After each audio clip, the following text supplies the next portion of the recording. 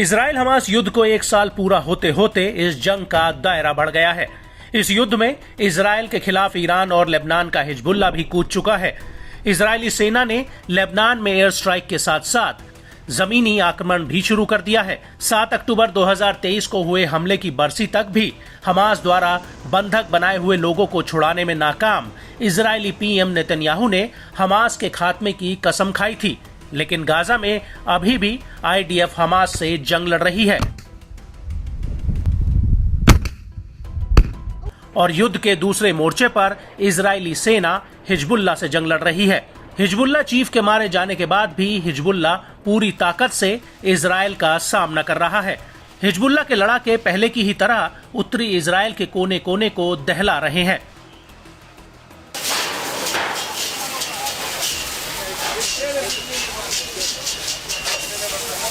Israel और Lebanon के Hezbollah समूह में शय और मात का खेल जारी है। हिजबुल्ला लड़ाके लगातार इजराइल पर अपनी हवाई ताकत का प्रदर्शन कर रहे हैं। इस बीच हिजबुल्ला के साथ जमीनी लड़ाई में इजराइल को तगड़ा झटका लगा है।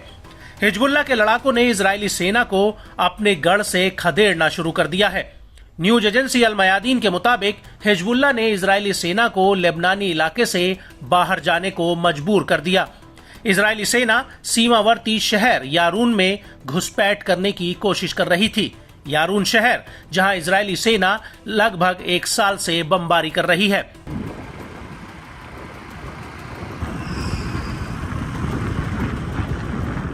यह पहली बार नहीं है कि हिजबुल्ला ने इजरायली सैनिकों की टुकड़ी को पीछे हटने पर मजबूर किया हो। इससे पहले बीते 6 अक्टूबर को जब इजरायली बलों ने खलेट शुएब में घुसपैठ करने की कोशिश की थी, उस दौरान लड़ाकों ने जवानों की टुकड़ी पर गोले दागे थे, जिसमें कई लोगों की मौत हो गई थी। बीते 5 अक्टूबर को अल जलील पनंदेल में हिजबुल्ला ने खुलासा किया था कि उसके लड़ाकों ने लेबनान फिलिस्तीनी सीमा के पास घात लगाकर बड़ा हमला किया था। इजरायली मीडिया आउटलेट्स ने भी भारी गोलीबारी और किरियत शमोना के शहर के पास हमलावर हेलीकॉप्टरों की तैनाती की सूचना दी थी।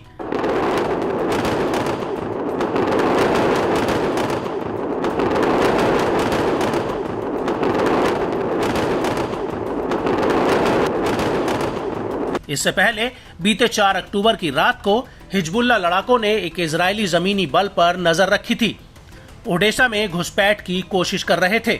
इजरायली बलों पर घात लगाकर हमला किया गया और उसके बाद इलाके में सशस्त्र झड़पें शुरू हो गई थी, जहां पिछले कुछ दिनों से भीषण लड़ाई जारी है। ओडेसा में बीते 3 अक्टूबर को 98वीं डिवीजन के एगोज यूनिट और याहलोम यूनिट के कम से कम 9 इजरायली अधिकारी और सैनिक मारे गए थे।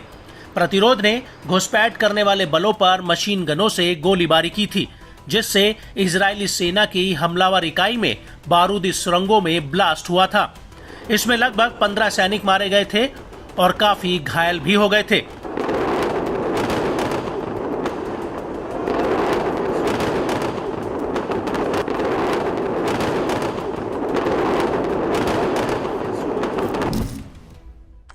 इजरायली सेना के प्रवक्ता ने चेतावनी दी है कि हमारे पास मिडिल ईस्ट में किसी भी इलाके में हमला करने की ताकत है।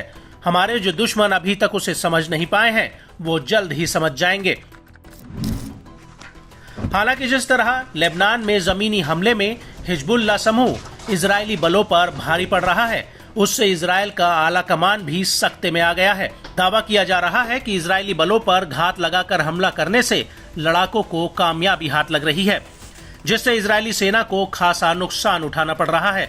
ऐसे में देखना काफी अहम रहेगा कि इजराइल का लेबनान में जमीनी ऑपरेशन कितना लंबा और किस हद तक सफल हो पाता है।